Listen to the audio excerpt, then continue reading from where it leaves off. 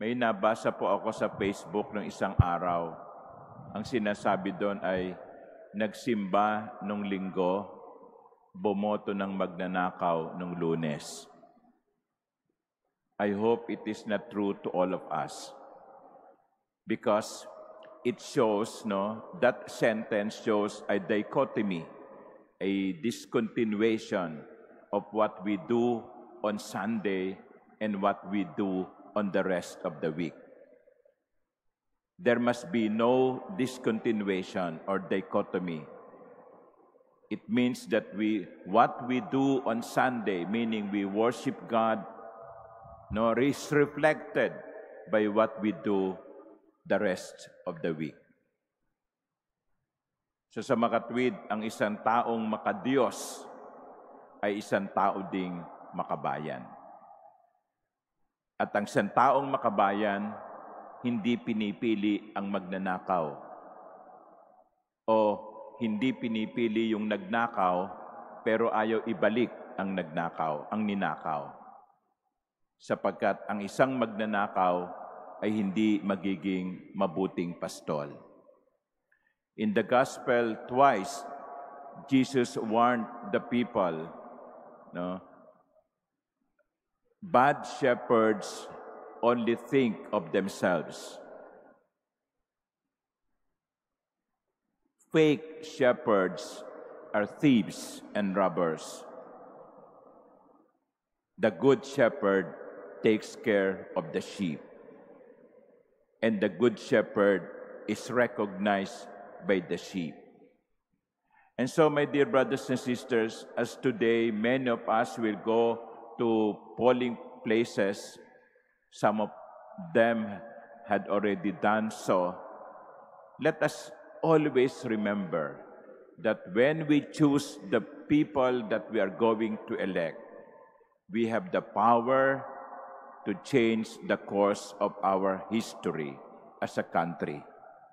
Sa araw na ito, makapangyarihan tayo, mga botante.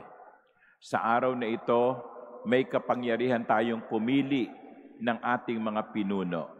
Sa araw na ito, mayroon tayong kakayanan na i-direct ang tutunguhan ng ating bayan.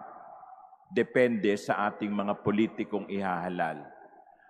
Kung gusto natin ng progreso at pag-unlad ng bayan, kung saan ang pera ng bayan ay hindi gagamitin sa makasariling paraan, piliin natin ang mga mabubuting kandidato. Pero kung ang gusto natin ay sige lang, tuloy lang natin ang ating kasalukuyang sitwasyon, kung saan ang mga mahihirap ay nananatiling mahirap, ang mga bata na nag-aaral ay walang mga classrooms, ang serbisyo publiko ay nahihirapan, ang mga ospital ay walang mga gamot at mga doktor. Sige, kung ganyan ang gusto natin, piliin natin yung mga kandidatong alam nating may history na ng pangloloko at pandaraya at pagnanakaw. Ika nga tuloy ang ligaya. Pero hindi tayo kasama sa kaligayahang yon. Sila lang. Today, we have the power to choose the course of our country's direction. Let us use that power wisely. Remember the Good Shepherd. He thinks of the sheep, not of himself. Amen.